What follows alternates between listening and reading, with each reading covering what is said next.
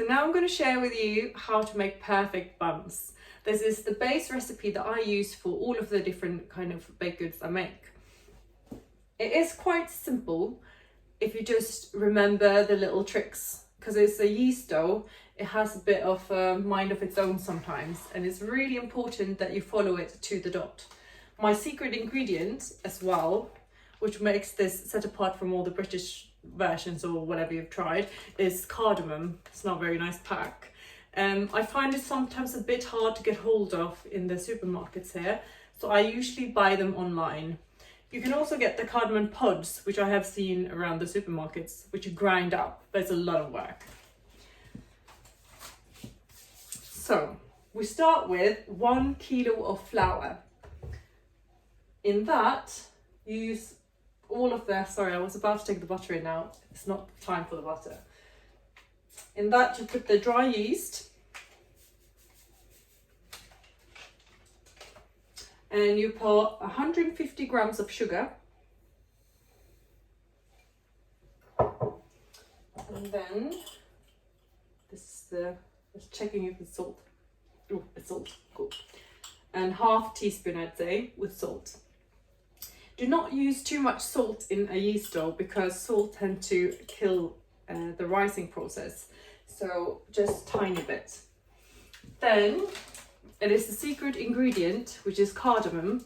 I like to have 2 generous spoons, teaspoons that is. So that's all of the dry ingredients, and you just want to make them come together, like so. And then you take the butter. The butter you don't melt. You might see that in some recipes that you melt the butter and the milk together. I don't like to do that. I'll take the butter and just fold it in like so.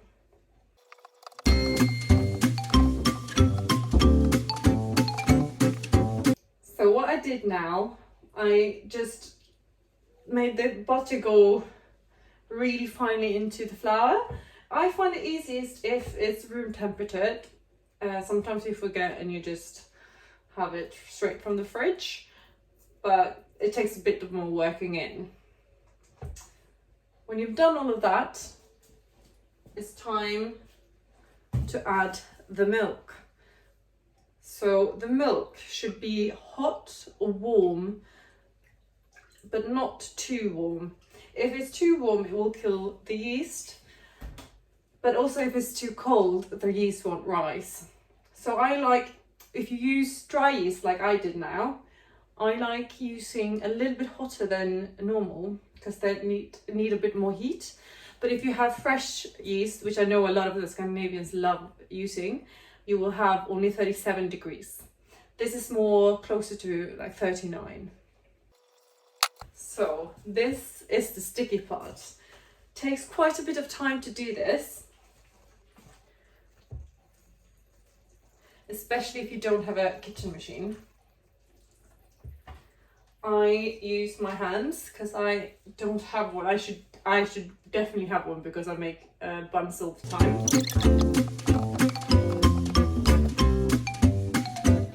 As you can see, it gets really sticky. But you'll do this for quite some time. I'd say you get the dough to come together for about 5 minutes, and then you'll get a bit more easier dough to work with.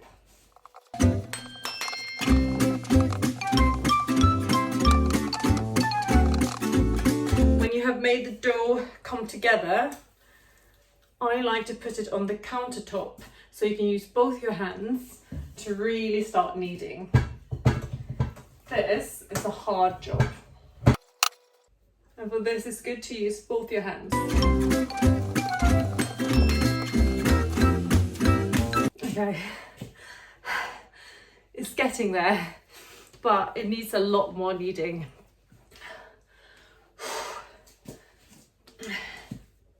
Okay, so when you have been kneading this for a good 15 minutes, 10 if you've been lazy, It should look a bit like this, quite doughy and springy. So it just pops up like that.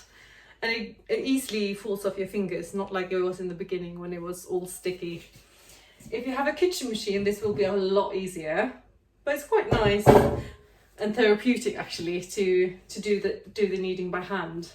At least I think so. You pop it back in the bowl and you cover it with cling film and leave it to rest for about an hour. I have a very good tip though that I would share with you, and that is to fill up your sink with water so it covers about up to here with really hot water, the hottest you have in the sink. And then you cover the whole sink with plastic. I usually just use a bin liner and you leave it to rise under there. It's almost like it has its own like steam bath, and that really helps with the rising. I'm still out of breath from kneading.